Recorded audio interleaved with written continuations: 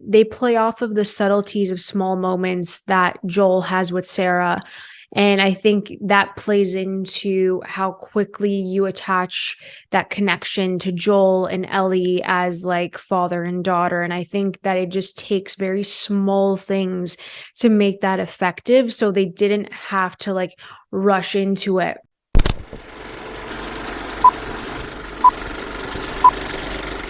Hey everyone, welcome back to Candid Cinema. I'm Amanda, otherwise known as AMXND Reviews on Twitter, Instagram, and Letterboxd. Today I will be reviewing The Last of Us finale entitled Look for the Light.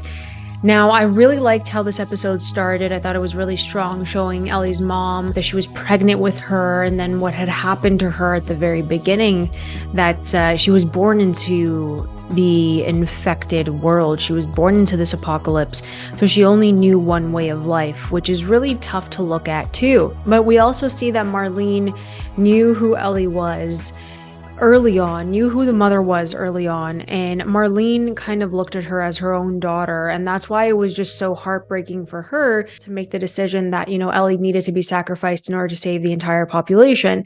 And we get to see that struggle a bit with Marlene. My only issue with that is that we didn't see Marlene since like episode 1 or 2, I think. We knew that this is where Ellie had to end up with Marlene, but I just felt like it was so disconnected, even though that was the final destination. That was my only peeve with it story-wise.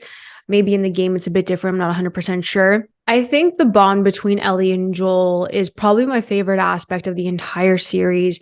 It felt like it was really slow to get into their relationship, but again, they play off of the subtleties of small moments that Joel has with Sarah. And I think that plays into how quickly you attach that connection to Joel and Ellie as like father and daughter. And I think that it just takes very small things to make that effective. So they didn't have to like rush into it. And I like that. And I think that the characters surrounding Joel and Ellie were written extremely well. And that's why when it got more intimate between the two of them, where they understood each other, where they bonded over their trauma, over, the deaths of their friends and their family, it made sense for their relationship to grow the way that it did and progress the way that it did. And then in this particular episode, Ellie had to deal with what had happened in the prior episode, almost dying and killing someone else. Like, that's a big deal. And I know that Ellie's character is not supposed to care. She does go on killing sprees, but I do think that it's still good from a character standpoint to reflect on that pain that it caused her. I felt this episode was a bit slow for a finale. I know that they had to make it to the hospital, and we still had like Joel and Ellie moments. The whole thing with the giraffe and the wildlife, I thought that was beautiful, because you just had, again, that moment of pure humanity, that moment of human connection with nature that even Ellie had been deprived from, given the fact that she was born into the world of an infected situation. So it was just small moments like that where Joel lived before the infected people happened. This entire thing happened. He's drawn back to the memories that he has with his daughter. So in a way, they're both seeing things in a different light and connecting them to something different. And I think that's really beautiful as well in regard to storytelling. Moving forward after that, I think once they get to the hospital and they capture Joel, they capture Ellie, and they keep them in separate rooms, Marlene comes back and tells him pretty much the 411 of what needs to happen. And Joel loses it, rightfully so. But the way that they did this with Joel, and I don't blame him, honestly, he blacked out. Mentally, he blacked out. So what had happened was he was going through the hospital and he was just shooting anything that moved to get to Ellie. It felt like he was just in a trance.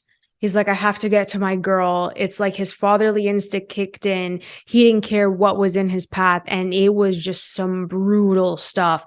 It was gory. It was graphic. It was violent. There's like some really wicked cinematography in this, some really cool shots of like, people lying on the floor, camera movements showing the bodies. I thought that it was really interesting to see how unhinged Joel was and how he treated the dead. I think that was really an important aspect, and that's what the camera offered when you were moving with him, and I thought that was really smart. and intentional. So once he gets to Ellie, he's numb. He's like, I have to get her out of here. I don't care what I have to do. So he was just so numb. And he did get her out of there.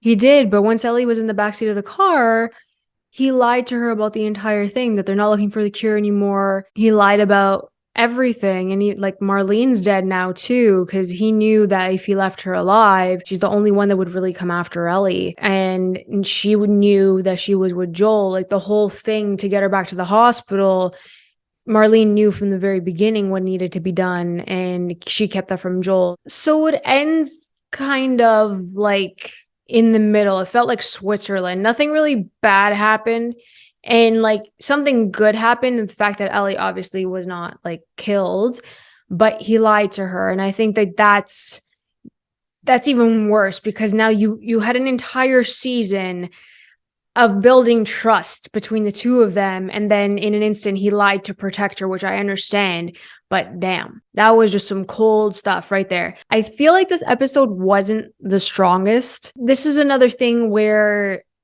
this season had me in the first half.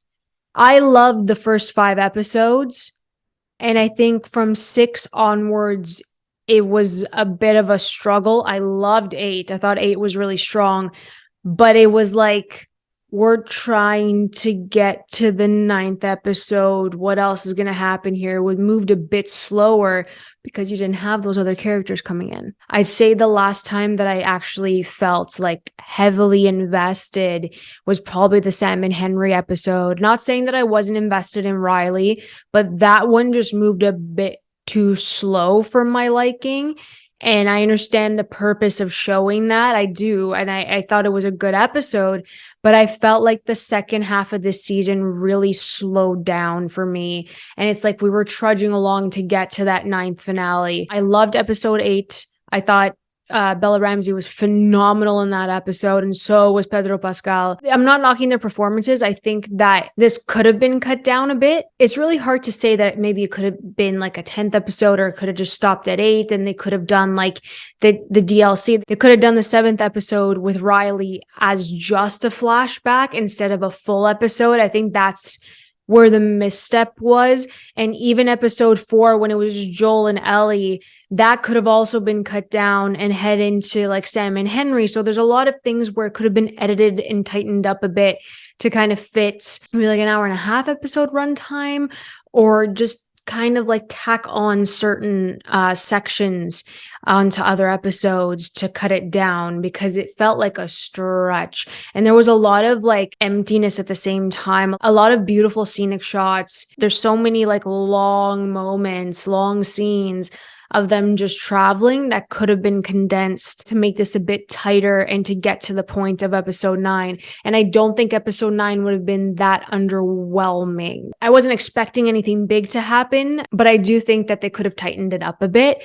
I'd probably give episode 9 a 7 out of 10. It was fine. It was a good finale. I'm interested to see what's going to happen in season 2.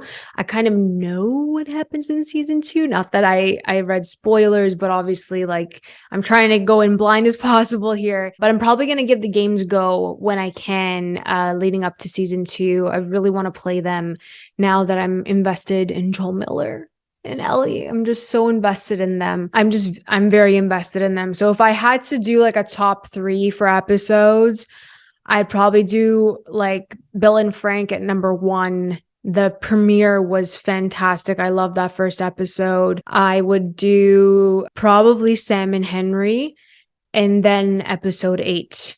That is, those are the 4 that I would really put up there. I like that a lot. So it's 3, 1, 5, and 8. Those are the ones. And it's because of how well written these characters are. I think it just comes down to that for me, and how those characters, those outside characters, interact with Joel and Ellie to push them forward into the story. So I really enjoyed The Last of Us. As a whole, I'd probably give it an 8 out of 10. The whole season, I think it was pretty strong. It had some moments where it did drag. I'm still a fan of this season. I'm still a fan of this series. I thought it was really, really good. good viewing every single Sunday. They brought everyone together for HBO. I'm just really happy that this is one video game adaptation that had the creators involved and they knew the story they wanted to tell. So if you guys enjoyed The Last of Us, please let me know in the comments below. Let me know which episodes kind of like stuck out to you a bit more, and let me know what you're excited to see in season 2, because I really do want to play these games. I really do. So if you guys enjoyed this video, please like and subscribe. And if you want to help me grow this community, there are ways to help in the bio below. Grow this channel, grow this wonderful community. I'm really excited to go on this journey with all of you. So thank you so much for watching. You guys can always follow me over at AMXND Reviews on Twitter, Instagram, and Letterboxd. I'll catch you guys next time. Keep watching movies.